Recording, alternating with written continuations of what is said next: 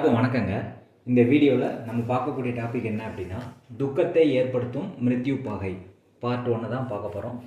First மிருத்யு பாகை அப்படின்னா என்னன்னு பார்ப்போம். மிருத்யு பாகை அப்படிங்கிறது ஒரு மனிதனுக்கு துக்க சம்பவங்களை ஏற்படுத்தக்கூடிய ஒரு பாகை அப்படின்னு சொல்லப்படுது. இந்த மிருத்யு அப்படின்னு சொல்லக்கூடிய அந்த டிகிரி, பாகைனா டிகிரி. அப்போ இந்த குறிப்பிட்ட டிகிரியில் ஏதாவது ஒரு பிளானட் நிற்கிதுன்னு வச்சுக்கோங்களேன். அந்த பிளானட்டினுடைய காரத்துவங்கள் அல்லது அந்த பிளானட்டினுடைய ஆதிபத்தியம் பாதிக்கப்படும் அப்படின்னு சொல்லப்பட்டிருக்கு. இப்போ அது எந்தெந்த டிகிரியில் எந்தெந்த ராசியில் எந்தெந்த நட்சத்திர பாதத்தில் இந்த மிருத்யு பாகை அப்படிங்கிறது ஏற்படுது அப்படிங்கிறத இந்த சார்ட்டில் பார்க்க போகிறோம். இந்த குறிப்பிட்ட நட்சத்திர பாதத்தில் அல்லது இந்த குறிப்பிட்ட டிகிரியில் ஏதோ ஒரு பிளானட் ட்ராவல் ஆகுது அப்படின்னா அந்த பிளானட்டினுடைய உறவுக்கு ஏதோ ஒரு பாதிப்பு ஏற்படும். அது என்ன பாதிப்பு அப்படிங்கிறது நீங்கள் அனுபவத்தில் தான் செக் பண்ணி பார்க்கணும். இது எந்த அளவுக்கு கரெக்டாக இருக்குது அப்படிங்கிறது தெரியல. ஏன் அப்படின்னா, இந்த மிருத்யு பாகையை கால்குலேட் பண்ணுறதுக்கு 3 வழிமுறைகள் சொல்லப்பட்டிருக்கு. இப்போ இந்த வழிமுறை பார்த்திங்க அப்படின்னா, எப்பயுமே எல்லாருக்குமே இந்த குறிப்பிட்ட பாகையில் ஒரு பிளானட் இருந்தது அப்படின்னா அது மிருத்யு பாகைன்னு சொல்லப்படுது. அதில் ஒரு பிளானட் இருக்கும்போது அது பாதிப்பை கொடுக்கும் அப்படின்னு சொல்லப்படுது. இது மாறாதது. எப்பயுமே இந்த குறிப்பிட்ட டிகிரியில் குறிப்பிட்ட நட்சத்திர பாதத்தில் ஒரு கிரகம் இருந்தாலே அது மிருத்யு பாகை இருக்கிறதுனால பாதிப்பு ஏற்படும் அப்படின்னு சொல்லப்படுது. இதே மாதிரி பார்ட் 2ல் பார்த்தீங்க அப்படின்னா மாறக்கூடிய மிருத்யு பாகை அப்படின்னு ஒன்று இருக்குது. மாறக்கூடிய மிருத்யு பாகை அப்படின்னா சூரியனுடைய டிகிரியையும் சூரியனுடைய டிகிரியை வச்சு மிருத்யு பாகையை கால்குலேட் பண்ணுற ஒரு விஷயம் அடுத்த வீடியோவில் போட போகிறேன். அந்த இது சூரியன் நிற்கக்கூடிய டிகிரியை பொறுத்து அந்த மிருத்யு பாகை மாறும். 3வது பார்த்தீங்க அப்படின்னா ராசியில் ஒரு குறிப்பிட்ட இடத்துல ஒரு குறிப்பிட்ட கிரகம் நிற்கும்போது ஒரு பாதிப்பை கொடுக்கும் அப்படின்னு ஒரு சார்ட் இருக்குது. அதாவது சூரியன் ஒரு குறிப்பிட்ட டிகிரியில் மேசராசியில் இருந்தால் என்ன பாதிப்பு வரும், அதே மாதிரி சந்திரன் குறிப்பிட்ட டிகிரியில் மேசராசியில் இருந்தால் என்ன பாதிப்பு வரும், மாந்தி குறிப்பிட்ட டிகிரியில் மேசராசியிலேருந்து என்ன பாதிப்பு வரும்னு சொல்லிட்டு ஒவ்வொரு கிரகம் ஒரு குறிப்பிட்ட பாதத்தில் நிற்கும்போது என்ன பாதிப்பு ஏற்படும் அப்படின்னு ஒரு மிருத்யு பாகை சார்ட் கொடுக்கப்பட்டிருக்கு. மொத்தம் 3 வகையான சார்ட். இது பொதுவான ராசியில் இத்தனை டிகிரியில் ஒரு கிரகம் நின்னா பாதிப்பு கொடுக்குங்கிற ஒரு சார்ட்டு. ரெண்டாவது சார்ட்டில் சூரியன் டிகிரியை வச்சு மிருத்யு பாகை கால்குலேட் பண்ணுற சார்ட். அது மாறக்கூடியது ஒவ்வொருத்தருக்கும். 3வது சார்ட் ஒவ்வொரு ராசியில் ஒரு பிளானட் குறிப்பிட்ட டிகிரியில் நிற்கும்போது அதுவும் பாதிப்பு ஏற்படுத்துது. இதில் மேசராசியில் 16 டிகிரின்னு வச்சுக்கோங்களேன். இது பொதுவானது.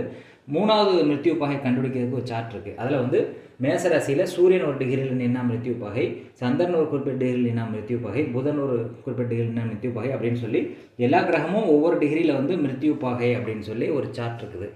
இந்த 3 மிருத்யு பாகைக்குன்னு இந்த 3 வகையான சார்ட் கொடுக்கப்பட்டிருக்கு. இதில் எந்த சார்ட்டை ஃபாலோ பண்ணால் கரெக்டான ரிசல்ட் வரும் அப்படிங்கிறத நீங்கள் அனுபவத்தில் செக் பண்ணி பொருத்தி பார்த்து தான் நம்ம கண்டுபிடிக்க முடியும். இதை பற்றின புரிதல் எனக்கு கிடையாதுங்க. இது 3 வகையான சார்ட் இருக்குது. இதை ஜாதகத்தில் பொருத்தி பார்த்து யாருக்காவது கண்டம் ஏற்பட்டிருக்கு அப்படின்னா அந்த குறிப்பிட்ட கிரகம் மிருத்யு பாகையில் இருக்குதா அப்படின்னு ஒவ்வொரு சார்ட்டையும் நான் வீடியோஸில் எக்ஸ்பிளைன் பண்ணுறேன். இதில் எது ஒத்து வருதுங்கிறத நீங்கள் அனுபவத்தில் தான் கண்டுபிடிக்க முடியும். இது என்னால் கண்டுபிடிக்க முடியல. நீங்கள் செக் பண்ணி பார்த்து நிறைய இது நூற்றுக்கணக்கான இல்லை, ஆயிரக்கணக்கான ஜாதகத்தில் அப்ளை பண்ணி கண்டம் ஏற்பட்ட அமைப்பு, நோயினால் இறந்தவங்க அமைப்பு, நிறைய பிரச்சனைகளை வாழ்க்கை ஃபுல்லாக சந்திக்கிறவங்க அமைப்பில் கண்டிப்பாக இந்த மிருத்யு பாகை ஒரு ரோல் ப்ளே பண்ணுதுங்கிறதுல எந்த மாற்று கருத்தும் இல்லை.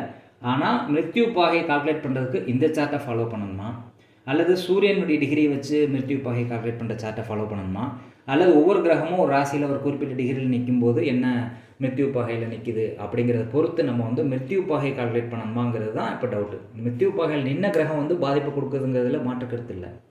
ஆனால் இதில் எந்த சார்ட்டை நம்ம ஃபாலோ பண்ணணுங்கிறது எனக்கு புலப்படலை.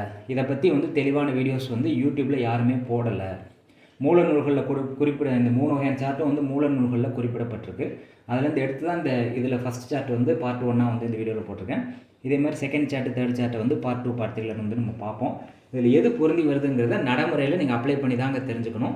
ஆனால் இந்த மிருத்யு பாகையில் நின்ன கிரகம் கண்டிப்பாக பாதிப்பு கொடுக்குங்கிறதுல எந்த மாற்று கருத்தும் இல்லை. எந்த சார்ட்டில் இருக்கக்கூடியது பொருந்தி வருதுன்னு நீங்கள் அனுபவத்தை செக் பண்ணிவிட்டு சொல்லுங்கள்.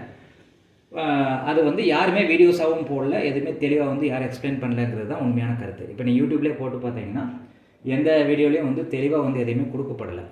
சிலர் ஒரு சார்ட்டு கொடுத்துருக்காங்க, சிலர் அதை பற்றி எக்ஸ்பிளைன் பண்ணியிருக்காங்களே தவிர 3 சார்ட்டையும் கொடுத்து தெளிவாக யாருமே எக்ஸ்பிளைன் பண்ணல. உங்களுக்கு புரிகிறதுக்காக நான் 3 வீடியோவை இதை போடுறேன். நான் எல்லாருமே தெரிஞ்சு பயனடைங்க. எது உண்மைங்கிறத நீங்கள் நடைமுறையில் பொருத்தி பார்த்து கண்டுபிடிச்சிக்கோங்க.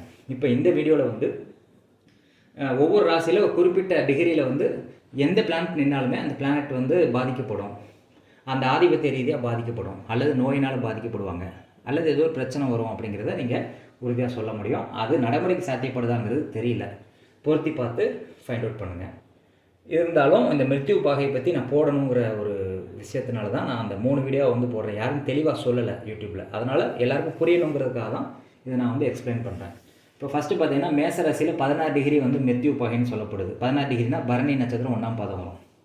ரிஷபராசி வந்து 9 டிகிரியில் வந்து மிருத்யு பாகை வந்து ஏற்படுது. ரிஷபராசியில் 9 டிகிரிங்கிறது கார்த்திகை 4ஆம் பாதம். மிதுன ராசியில் வந்து 21 டிகிரி வந்து மிருத்யு பாகைன்னு சொல்லப்படுது.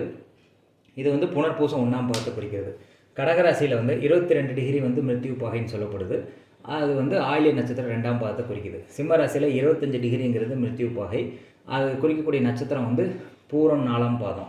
கன்னி ராசியில் வந்து 2 டிகிரிங்கிறது மிருத்யு பாகை. அது வந்து உத்திரம் 2ஆம் பாதம். துலாம் ராசிங்கிறது 4 டிகிரியில் வந்து மிருத்யு பாகை. அது வந்து குறிக்கக்கூடிய நட்சத்திரம் வந்து சித்திரை 4. விருச்சிகத்தில் வந்து 23 டிகிரிங்கிறது மிருத்யு பாகை. அது குறிக்கக்கூடிய பாதம் வந்து கேட்டை 2. தனுசு ராசியில் வந்து 18 டிகிரிங்கிறது மிருத்யு பாகை. அது குறிக்கக்கூடிய நட்சத்திரம் வந்து பூரோட 2ஆம் பாதம். மகர ராசியில் வந்து 20 டிகிரிங்கிறது மிருத்யு பாகை. அதை குறிக்கக்கூடிய நட்சத்திரம் வந்து திருவோணம் 3ஆம் பாதம். கும்பராசியில் வந்து 21 டிகிரி வந்து மிருத்யு பாகை. அதனுடைய நட்சத்திரம் வந்து பூரட்டாதி 1. மீன ராசியில் 10 டிகிரி மிருத்யு பாகை. அதனுடைய நட்சத்திர பாதம் வந்து உத்திரட்டாதி 2. இப்போ இந்த குறிப்பிட்ட நட்சத்திர பாதத்தில் ஏதோ ஒரு பிளானட் நிற்குது அப்படின்னா அதனுடைய தசா வரும்போதோ புத்தி வரும்போதோ அல்லது கோச்சாரத்தில் இந்த கிரகங்கள் வந்து வேறு கிரகங்கள் மேலே டிரான்சிட் ஆகும்போதோ அந்த கிரகம் வந்து கண்டிப்பான முறையில் பாதிப்பு ஏற்படுத்துது.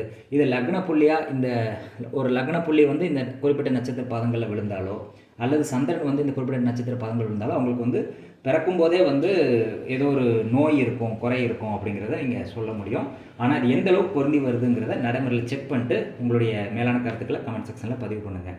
உங்களுக்கு ஜாதகம் சம்மந்தப்பட்ட எல்லா விஷயத்தையும் எளிமையாக கற்றுக் கொடுக்கணுங்கிறது தான் என்னுடைய நோக்கம். அதனால் வந்து இதில் கொடுக்கப்பட்ட எல்லா விஷயத்தையும் கண்டிப்பாக நான் வந்து வீடியோ வந்து போஸ்ட் பண்ணுறேன். யாருமே யூடியூப்பில் சொல்லாத விஷயத்தை நான் கண்டிப்பாக சொல்கிறேங்கிறதுல எந்த மாற்று கருத்தும் இல்லை. இந்த பதிவு உங்களுக்கு பயனுள்ளதாக இருக்கும் அப்படின்னு நான் நம்புகிறேன். நன்றி, வணக்கம்.